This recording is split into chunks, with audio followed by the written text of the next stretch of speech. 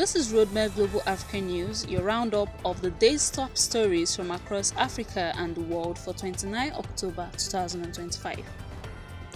Cameroon has been rocked by violent protests after the Constitutional Council declared President Paul Biya the winner of the October 12 vote. Opposition leaders rejected the result as fraudulent and vowed peaceful resistance as demonstrations spread to cities including Douala and Garau. Security forces have detained scores of people amid reports of clashes and at least 10 fatalities. Tanzania's presidential election held today is widely expected to return incumbent Samia Suluhu Hassan to power after key opposition parties and candidates were barred from running. Observers say the absence of major challengers leaves the race a formality and official results are due in coming days. Human rights groups have voiced concerns about restriction on political space. Good news for Uganda's farmers. September coffee exports jumped 59% year-on-year, driven by a bumper crop in key growing regions. Kampala shipped nearly 845,000 60 kg bags last month, boosting foreign exchange earnings and prompting the Agriculture Ministry to forecast higher output for the new season. Football fans, CAF has confirmed Rabat, Morocco will host the African World Cup playoff mini tournament next month. The three-match event will decide which of the four runner-ups proceed to the Intercontinental Playoff in March for a place at the 2026 World Cup. Nigeria face Gabon and Cameroon to take out DR Congo in the semis. A light aircraft carrying foreign tourists and a Kenyan pilot crashed in Kwale County, Kenya on Tuesday. 11 people, tourists from Hungary and Germany, and the pilot were killed when the plane went down en route from Diani to Kishwa Tembo. Kenyan aviation authorities have opened an investigation into the cause of the crash.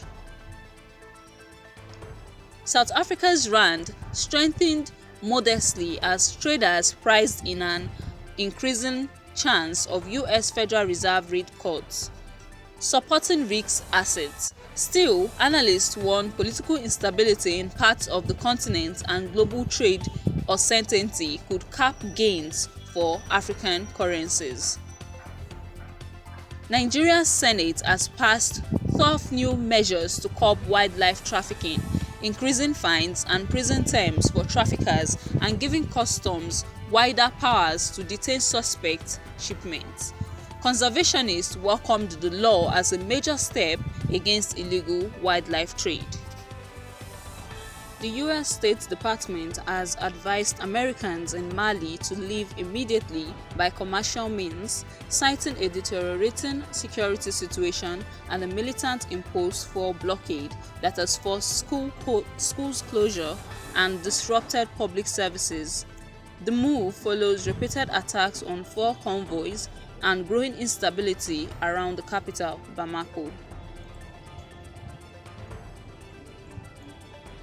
An escapee from fighting in Darfur has given harrowing testimony describing summary killings and beatings after paramilitary forces captured a town.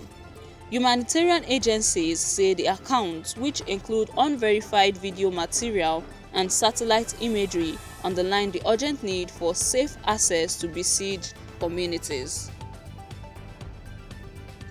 Investors and policymakers will be watching how political unrest in countries such as Cameroon and Mali affects trade and capital flows, and whether Tanzania's poll outcome prompts regional diplomatic responses. Sports fans, meanwhile, have a key month ahead with the Rabat playoffs and the final push toward the 2026 World Cup. That's your Rodmed Global African News for 29 October 2025. This bulletin was packaged and presented by Temitokwe Olushola and produced by Emmanuel Oginibo.